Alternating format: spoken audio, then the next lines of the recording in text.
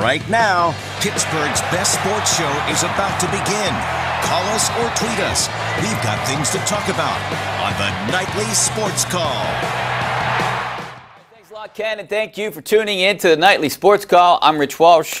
Make sure you give us a call tonight. 412-575-2600 is the number. My co-host for tonight, Gene Collier. We're going to be talking about the Buccos and what they might potentially do at the winter baseball meetings, which are less than 2 weeks away. We'll also talk about if McCutchen stays or goes. One thing we do know about McCutchen, Gene, his first baby today, Steele McCutchen. Good name. It is a great name, especially in Pittsburgh. So we all know that Andrew McCutchen wants to stay. The probability of him being here beyond December 14th, what do you think? 80, 90%. Do you really think it's that high? I do. But I was going to go like 60. I've been wrong on this show before. Yeah, I know, but not wrong a lot, though. Yeah, you're not often. Nobody's keeping track, thankfully. But I don't know if it's that high, Gene. You're pretty optimistic about it. I think maybe the reason that I would put it in the 60% range, but I think maybe you potentially could be right because the Pirates need him to get the fans in the ballpark. They do. If the Pirates announced in early December that they traded Andrew McCutchen, they'd be in a world of hurt as far as tickets go, I think. Yeah. So I just don't think they're ready to do that.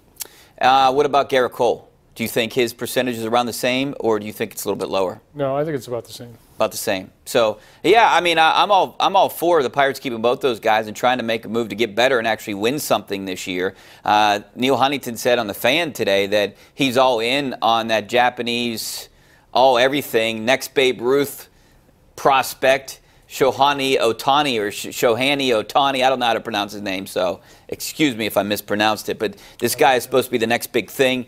Every team in Major League Baseball seems interested in this guy. He's a power pitcher, a power hitter, and it seems like he's more fit for the American League. But Huntington said they want him bad, and they do have one of the top 4 most international money. So there's potentially the chance that if he's going to go somewhere there's money, the Pirates have a shot.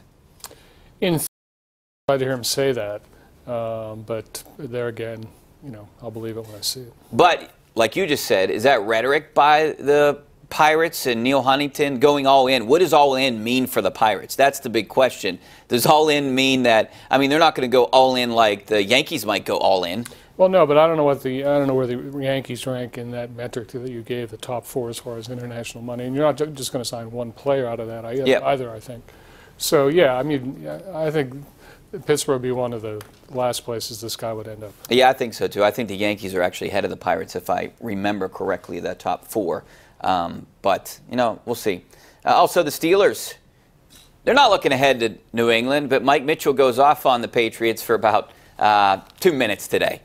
As much as these guys say that they're concentrating on Cincinnati and Baltimore, I like when players are talking about teams further down and actually talking like a fan would think and like we would think. That game's circled. There's no question about it. And I like how they've come out and said, yeah, obviously, the Patriots are on our mind right now.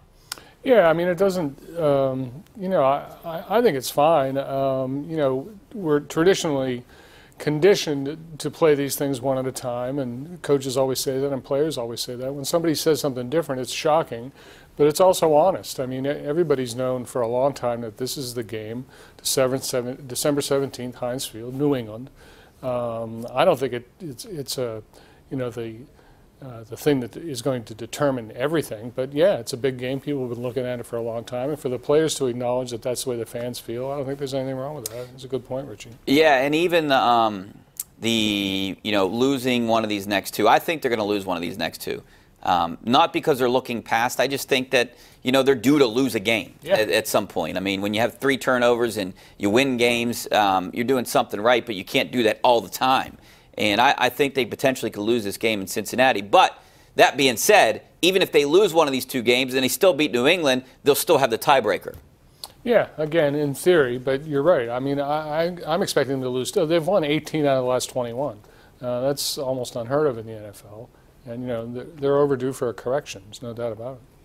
All right, we're talking about the Steelers. We're talking about maybe the City game, Gene, if you want to get into that. I don't. Okay, you don't want to get into that. And the Penguins were honored at the Hall of Fame in Toronto today. We'll have video of that coming up on KDK TV News at 11 o'clock during sports.